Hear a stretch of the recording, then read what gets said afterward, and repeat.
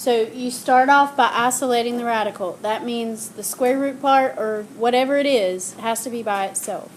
So on number 1, that means that I want this part by itself. So I need to subtract 3 on both sides. Okay, next it says get rid of the radical by squaring both sides. So you're going to square both sides to get rid of that square root. What happens is that square root and the square go away, so you get x and you get 4. It says solve for x, we did that, and then it says plug back in to check for extraneous solutions. Extraneous solutions are false solutions. It's solutions that really don't work, but is what you get when you work it out, so you have to check on these. So you go back to the original problem, and you have square root of 4 plus 3 equals 5. Just make sure that that is true. Square root of 4 is 2. 2 plus 3 is 5. It's good. Okay? Alright, on the next one. So this is the part I want to get by itself. So I need to get rid of everything else. I need to add 5 on both sides first. So you add 5 on both sides. Still trying to get that square root by itself, so then divide by 3.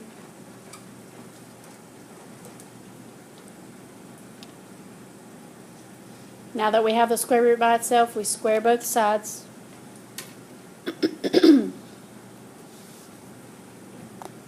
Alright, so the square and the square root make that go away, so I get 2x equals 4.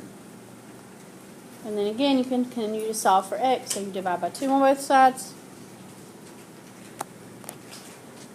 And then we go back and we check it. So we have 3 square root 2 times 2. We just put it where the x is. Alright, square root of 2 times 2. Well, that's square root of 4, which is still 2. 2 times 3 is 6. 6 minus 5 is 1. So we're good. You can just put that in the calculator and make sure you get 1. Okay? Alright, so when you try to solve number 3, first thing you would do is divide both sides by -2. So you get square root of x plus 3 equals -6. Just like the last two, then you square both sides. Be sure to square the negative when you square the 6. Subtract 3 on both sides, and you get 33. Now, when you plug this back in, we would have square root of 33 plus 3, and we hope that that equals -6. But it doesn't. Because square root of 33 plus 3 is square root of 36, which is 6, not -6. Okay? And so -6 or 33 is an extraneous solution. So what that means is it doesn't work, and that in this problem there's no solution. If you had 2 answers and one of them worked and one of them didn't, then the one that worked would be the answer. But in this case, since 33 was the only answer and 33 didn't work, then we finish and we say that there's no solution. Okay? And when I go back, just very briefly, I told you yesterday, one of the reasons on this one that it didn't work is because originally we had that the square root equaled a negative. Square root can't ever equal a negative. And so there's no way to ever get something that would work, which is why that one doesn't work. Okay? All right, number 4. So I want to get that square root by itself. So what do y'all think we need to do first? Okay. Subtract the 3. Because it's out here sort of all alone by itself.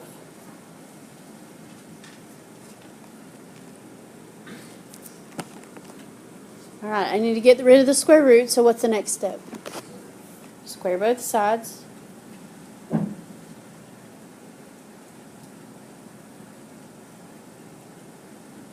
Okay.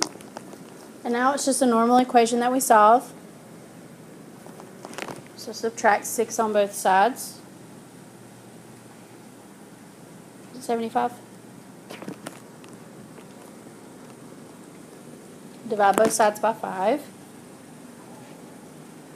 I think it's 15.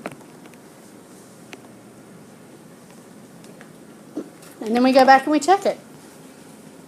All right, we have 3 plus square root 5 times 15 plus 6, and we're hoping to get 12. So if you just want to put that left side in the calculator, make sure you get 12. And as long as you do, we're good. And we do get a 12. So that means that 15 is a solution, it's not extraneous, and everything's good. Any questions? All right, number 5. What's different about number 5? It's got square root on both things. Okay, and that's kind of weird. You don't like subtract anything or divide by anything because there's nothing outside the square root.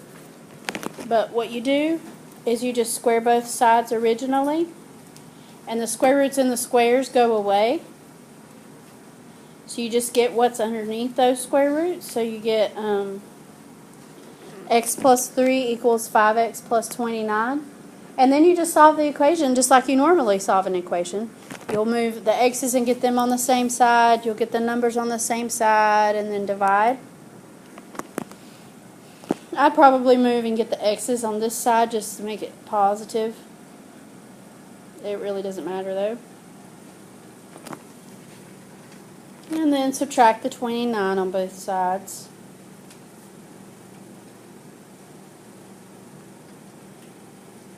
And then divide by 4.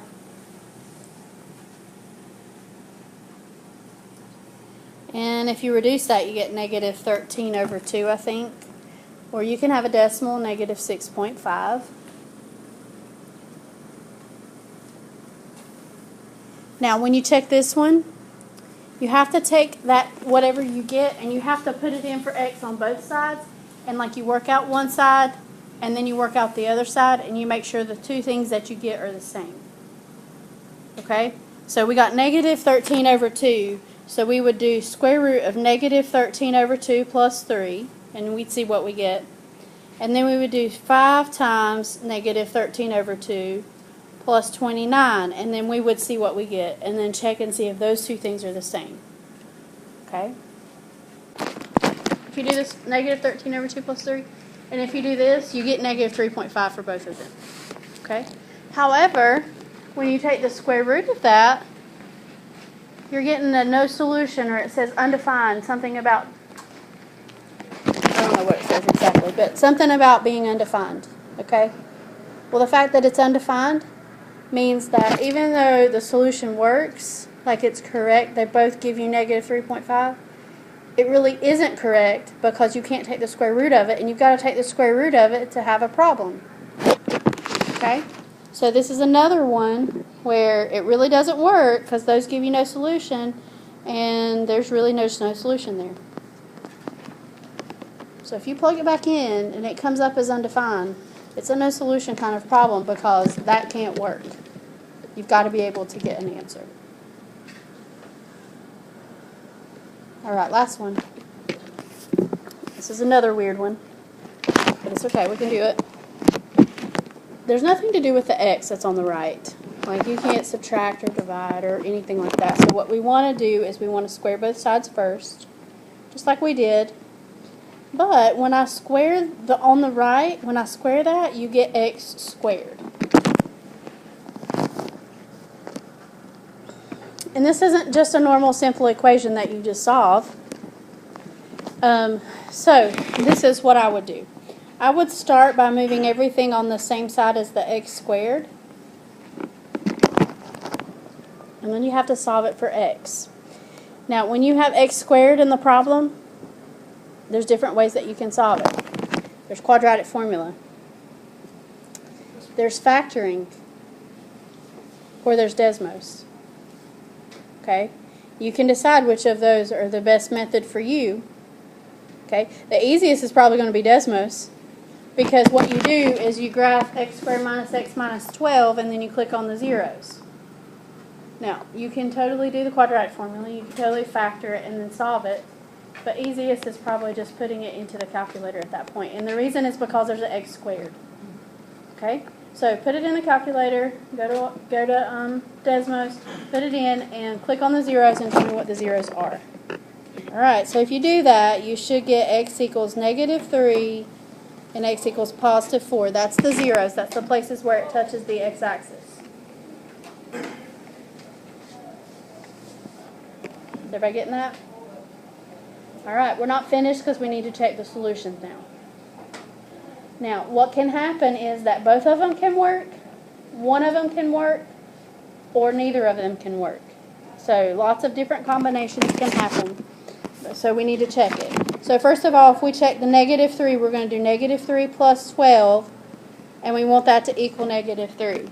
I actually don't even have to put it in the calculator right now. I know that that one's not going to work because it tells me that the square root is equal to a negative. So even if this over here equals 3, I know it's not going to work because it can't equal negative. Okay, so that one doesn't work, which means -3 is definitely not a solution. It's an extraneous solution. Okay, then we check 4. Square root of 4 plus 12, and we want that to equal 4. It does, because that's square root of 16 equals 4. So x equals 4 is my only solution.